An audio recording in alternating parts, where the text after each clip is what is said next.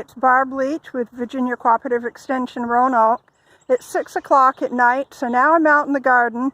It's a little bit cool and breezy out here, but it's a heck of a lot better than sweating to death. So I found this the other day and I thought I'd bring you out in the garden and show it to you. So what I found here is a canker, and a canker is nothing but an open wound. This is a redbud tree, and they commonly get a canker called Botryosphaeria.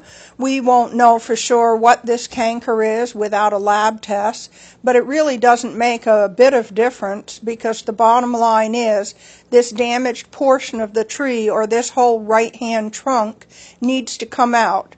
So I'm going to set about taking some of the weight off of these limbs, cutting it back a little bit so that eventually I can take the trunk out. I think it's probably too windy today, but let's see what we can do.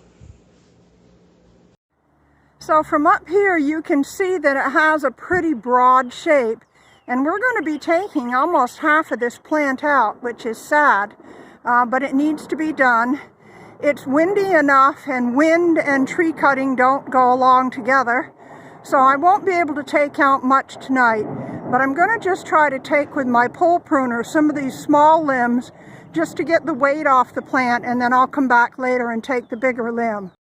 So as you can see, as we're following this trunk up, I've taken most of the little stuff out just to get some weight on this, because as I said, wind and tree felling don't mix.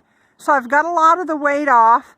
I'm going to go down over the bank on the other side of the fence and clean up some of the brush, but I'm not sure that I dare to tackle this big guy in today's weather.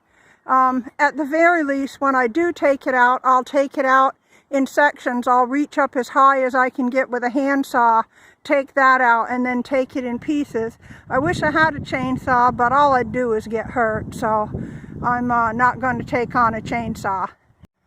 So here it is, just before dark. The wind died down and I was able to get down there and get that big trunk out after all.